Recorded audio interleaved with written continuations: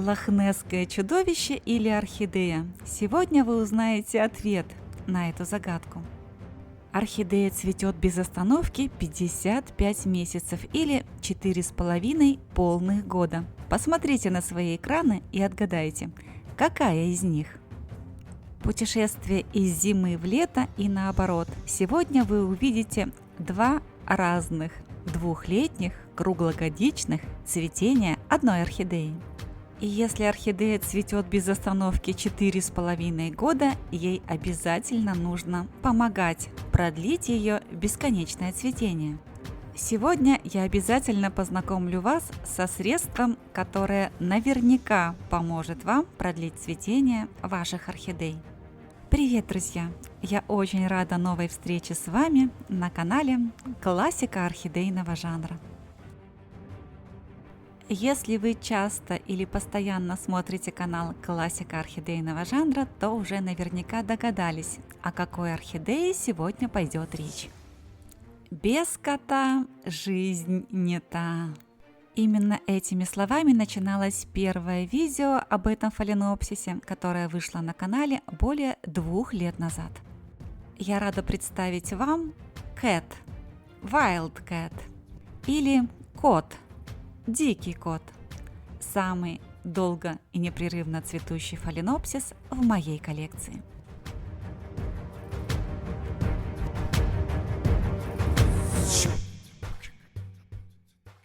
Мне подарили этот фаленопсис в первых числах марта 2019 года, и это было взрослое цветущее растение голландской селекции. С тех пор, вот уже более 4,5 лет, я ни разу не видела этот фаленопсис без цветов. За 2,5 года работы канала этому растению посвящено не одно, а множество видео. И если вы хотите отследить всю историю развития этой орхидеи в моих домашних условиях, ссылки на все предыдущие видео я оставлю в первом закрепленном комментарии под этим видео и в описании к нему. Последнее из предыдущих видео об этом фаленопсисе вышло 9 мая 2022 года, то есть более года назад. За год и 5 месяцев много воды утекло, и фаленопсис преподнес мне не один сюрприз. Но давайте, не забегая вперед, начнем разговор, как всегда, подробно и обо всем по порядку. Для тех, кто торопится, в описании под видео и в первый закрепленный комментарий под ним добавлены тайм-коды или временные коды для быстрой навигации по видео. Фаленопсис дикий кот или Wild Cat – необыкновенно популярная орхидея среди любителей.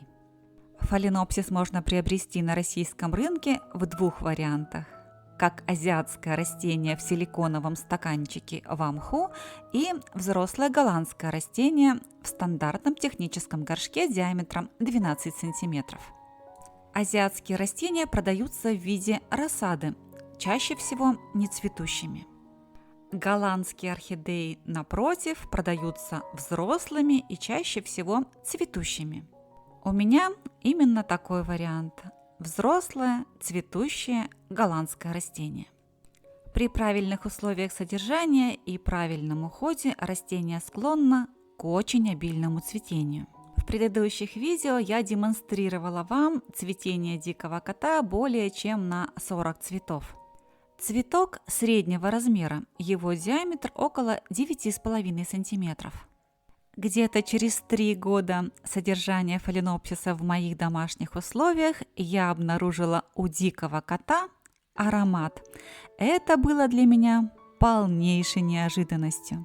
Как и многие другие орхидеи, дикий кот проявляет свой аромат на солнце и во влажном состоянии корневой системы. Как известно, у всех нас очень разное восприятие ароматов, поэтому я даже не буду пытаться описать, каким именно ароматом благоухает мой дикий кот.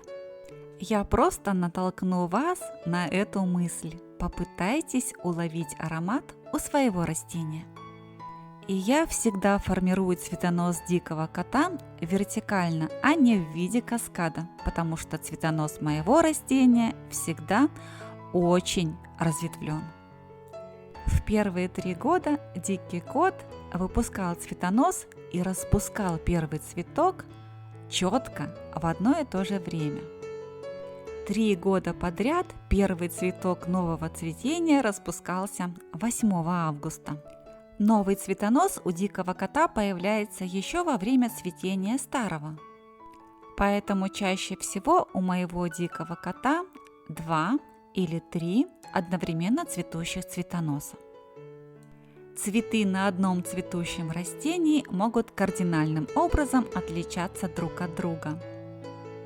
Они могут быть как очень темными с небольшим вкраплением белого, так и очень светлыми, практически белыми. Новый цветонос прошлогоднего цветения 2022 года тоже начал распускаться в августе и в сентябре прошлого года выглядел вот так. В случае с диким котом начало цветения – это не означает пик цветения, ведь дикий кот всегда доращивает свои цветоносы. На каждом ответвлении он формирует новую гроздь цветов, которая распускается, когда прежние цветы все еще держатся на орхидее. В начале октября прошлого года дикий кот распустился первым полным распуском нового цветения. И таких полных распусков у дикого кота может быть несколько, 3 или 4, когда он доращивает новые бутоны, а прежние остаются на цветоносах. В ходе сегодняшнего видео вам предоставится уникальная возможность отследить все преобразования этого цветоноса на протяжении всех 4 сезонов года. Запомнили, как выглядит цветонос осенью? Ведь сейчас мы окажемся в плену у зимних снегов. Фаленопсис дикий кот содержится в моих домашних условиях на окне северо-восточной ориентации. С конца сентября и по конец февраля на подоконнике окон северо-восточной ориентации в моей квартире абсолютно никогда не попадает прямой солнечный свет. В условиях Дальнего Востока России, в условиях города Владивосток, такого освещения фаленопсисам недостаточно. Недостаток солнечного света своим орхидеям я компенсирую с помощью светильников цветовой температуры 6500 кельвинов и мощностью от 36 Вт и выше. 6500 кельвинов – это цветовая температура солнечного света в полдень. Для сравнения я зажгла софиты, чтобы вы видели цветовую температуру 4000 кельвинов. Это теплый дневной свет. Такого света для дополнительной подсветки фаленопсисов недостаточно. К новому 2023 году фаленопсис дикий кот еще дорастил свои цветоносы в 3 направлениях. Сейчас съемки производятся на письменном столе комнаты юго-восточной ориентации. Постоянно содержать орхидеи на этом столе нет возможности, но осуществить короткую съемку есть. Итак, зима, канун Нового года и обновленный цветонос фаленопсиса дикий кот. Еще через 2 месяца, в конце февраля уже этого 2023 года, на северо-восточном подоконнике по-прежнему нет солнечного света. Но первые лучики солнца уже начинают проникать.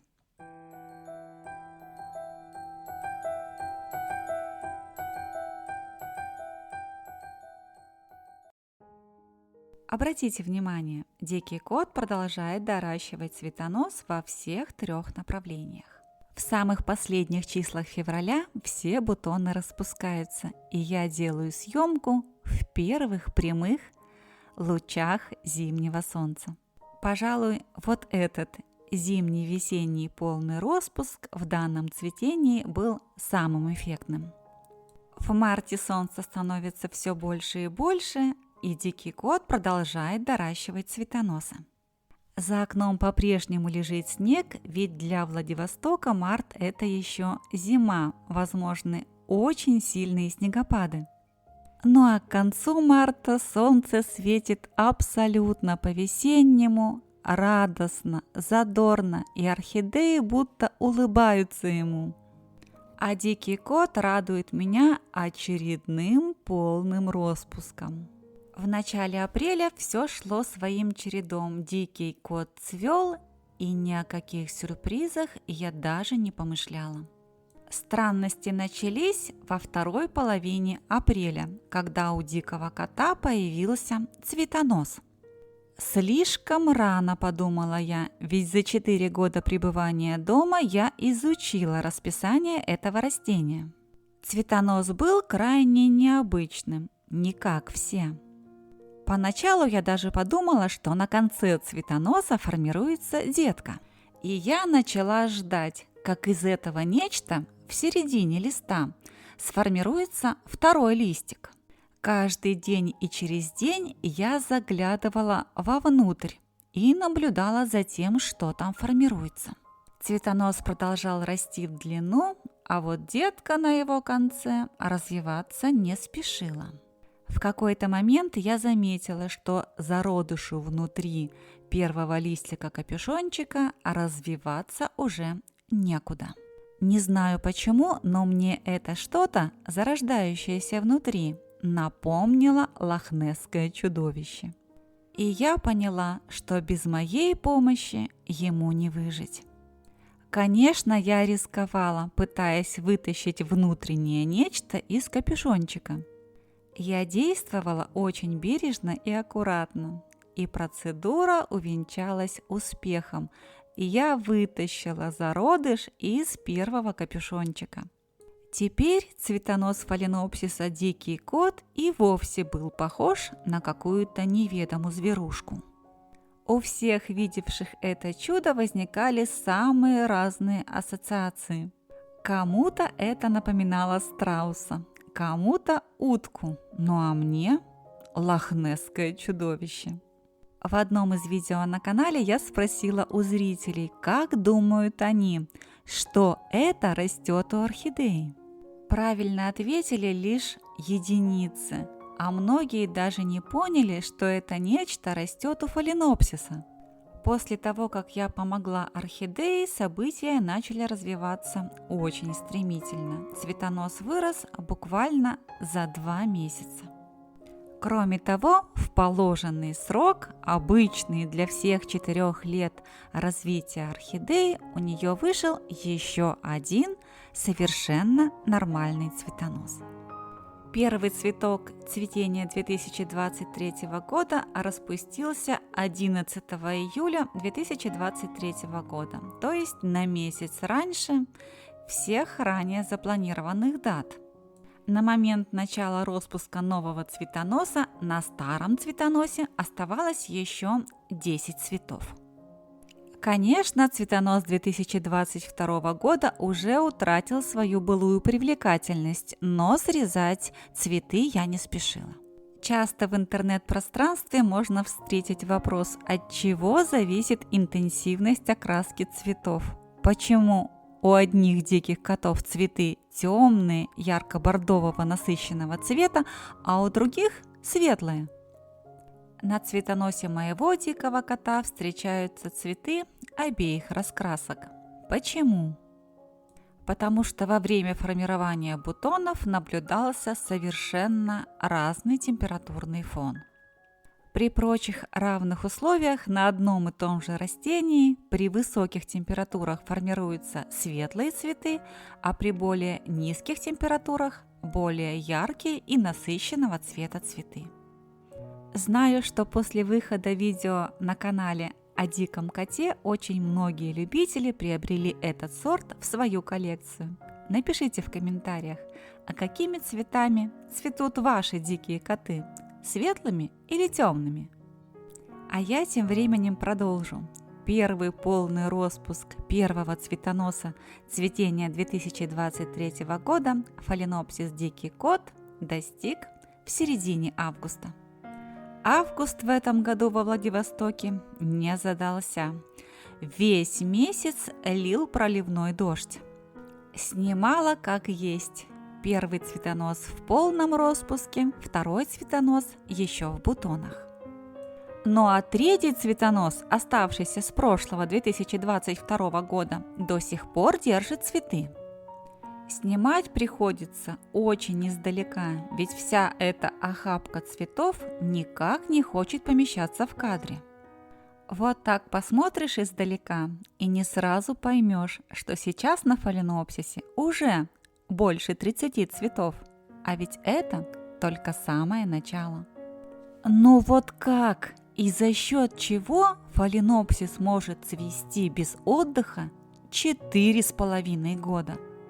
Есть ли действенный и по-настоящему работающий способ поддержать длительное цветение орхидеи? Ну, конечно же, есть, и я этим средством пользуюсь очень давно. Я уже рассказывала вам об этом чуде природы, об уникальном природном поливитамине. Из этого жгучего помощника крапивы двудомной садоводы и огородники делают массу различных растительных подкормок. Чаще всего используется зеленая бродилка, но нам она не нужна. Уникальный природный поливитаминный настой, богатый идеальным минеральным составом в виде железа, марганца, серы, меди, кремния, бора, никеля, титана, калия и кальция, мы будем готовить из свежих и сухих листьев крапивы. В теплое время года я готовлю настой из зеленого сырья, а в холодное – из сухого. Каких-то определенных пропорций давать не буду, ведь я ориентируюсь не на цвет настоя, а на цвет готового к использованию раствора. Настой, особенно из сухого сырья, может получиться сколь угодно темным. Это ничего не значит. Для использования на орхидеях мы все равно разведем его до цвета спитого чая. Вот такого, который вы сейчас видите на своих экранах. Настой можно хранить в холодильнике около недели, а раствор желательно применить в тот же день. Если вы будете хранить настой в холодильнике, перед применением его нужно подогреть до комнатной температуры или температуры на 2-4 градуса выше комнатной. В такой низкой концентрации настой крапивы подходит не только для листовых обработок, но и для обработок корневой системы в виде опрыскивания. Акцентирую ваше внимание, что я не поливаю орхидеи настоями лекарственных трав, а только опрыскиваю орхидеи ими. Применение настоя из листьев крапивы позволяет не только продлить цветение орхидей, но и содержать в прекрасном виде их листовую массу. В общем, одни плюсы, никаких минусов и противопоказаний. Сентябрь в этом году во Владивостоке выдался чудесным, жарким, солнечным. Температура воздуха до сих пор в дневные часы держится в районе 30 градусов Цельсия. Дикий кот благодарит природу активным ростом корневой системы и продолжающимся цветением. Сегодня 29 сентября 2023 года. Дикий кот дорастил все направления 2 новых цветоносов и продолжает раскрывать бутоны. А я продолжаю помогать ему пышно и плодотворно цвести. Я опрыскиваю 4 литра корней фаленопсиса дикий кот и его листовую массу настоем листьев крапивы. Я применяю настой листьев крапивы курсами. Когда фаленопсис наращивает очередные грозди бутонов на всех направлениях цветения, я продолжаю обработки растения настоем. А когда орхидея достигает полного распуска и прекращает наращивать бутоны, я прекращаю обработки. Когда я прекращаю обработки фаленопсиса настоем, опрыскивание я не прекращаю делать. Я просто делаю их простой чистой водой. В период, когда вы используете настой, не забывайте его чередовать с опрыскиваниями обыкновенной чистой водой. Вот такой нехитрый, но очень действенный метод по продлению цветения фаленопсисов. На данный момент несколько дорощенных бутонов еще не распустились, но уже есть чем полюбоваться. А с каждой новой волной нового цветения картина будет становиться все красивее и красивее.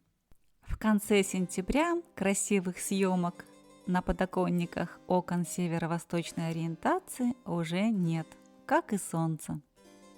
Но мы скажем категорическое «нет» осенней хандре, ведь сегодня нам предстоит получить ответ еще на одну загадку и тоже о диком коте. Помните ту загадочную рогатулину, которую я показывала в прошлом видео? Рогатулина выросла у фаленопсиса дикий кот в городе Братске после обработки орхидеи соком алоэ.